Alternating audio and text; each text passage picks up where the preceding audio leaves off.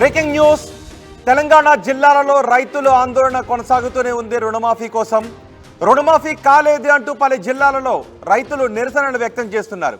జగిత్యాల జిల్లా అంబారిపేట రైతు వేదిక దగ్గర రైతులు ధర్నా చేస్తున్నారు. రుణమాఫీ కోసం అధికారుల చుట్టూ తిరగాల్సి వస్తోందని రైతులు ఆవేదన వ్యక్తం చేస్తున్నారు.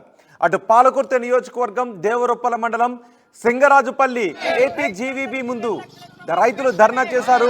రుణమాఫీ చేసి వెంటనే కొత్త రుణాలు ఇవ్వాలి అని డిమాండ్ చేస్తున్నారు రైతులు. ముఖ్యమంత్రి రేవంత్ కు ప్రభుత్వానికి వ్యతిరేకంగా నినాదాలు చేశారు రుణమాఫీ కాని రైతులు.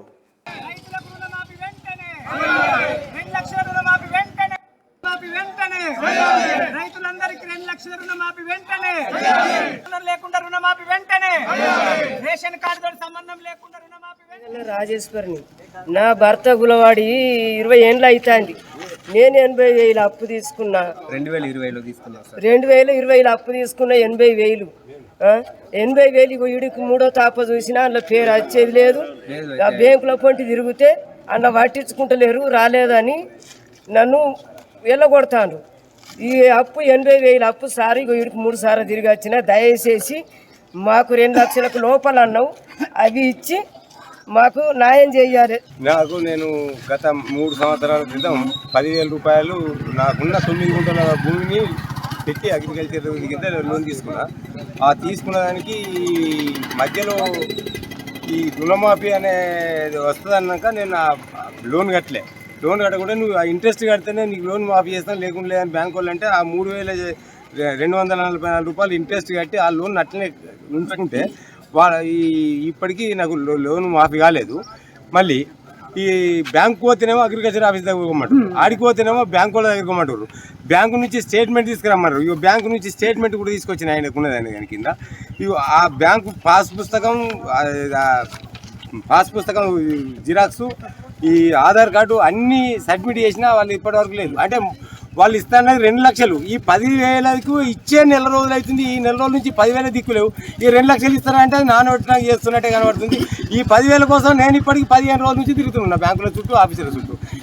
ఇంతకంటే ఎక్కువ తిరుగుడా ఏది లేకనే ఇప్పుడు మా నిరసన తెలియడానికి ఈరోజు వచ్చి ఇక్కడ మీకు అంటే మేము పడే కష్టం అన్ని ప్రజలకు తెలవాలి, ప్రభుత్వానికి తెలవాలి అనే దాని కింద మేము ఇక్కడ ఈ నిరసన తెలపడానికి ఈరోజు వచ్చి ఇక్కడ ఈ వేదికను ఉపయోగించుకుంటాం.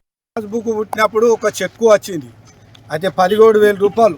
అయితే 17,000 రూపాయలు చెక్ వచ్చింది. చెక్కును పాస్బుక్ నా చేతిలో పెడితే నేను 15 రోజులకు పోయి బ్యాంకు కాడికి పోయి ఈ చెక్ అని బ్యాంకులకు పైసలకు పోతే పైసలు లేవు, ఇలా వల్లేవని అన్నాక ఇదే చెక్కు తీసుకుపోయి అగ్రికల్చర్ ఆఫీస్కు చూపితే ఆ చెక్కు తీసుకున్నది రిటర్న్ పంపిన అన్నది ఇవరకు దీని పైసలు అందలేవు. ఇక దీని పైసలు అందలేవు.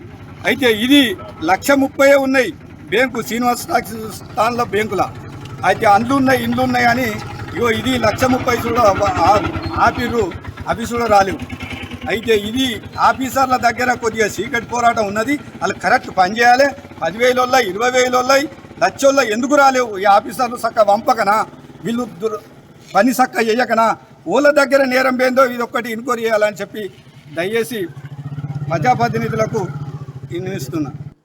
రేషన్ కార్డుతో సంబంధం లేకుండా రుణమాఫీని చేయాలి అంటూ రైతులు ఆందోళన చేస్తున్నారు. తెలంగాణ జిల్లాలలో రైతుల ఆందోళనలు కొనసాగుతూనే ఉన్నాయి. రుణమాఫీ కాలేదు అంటూ ఎవరికైతే రుణమాఫీ కాలేదో వాళ్ళంతా ఇలా మీరు ఆర్టీవీ స్క్రీన్ పైన చూస్తున్న విధంగా ఆందోళనలు చేస్తూనే ఉన్నారు.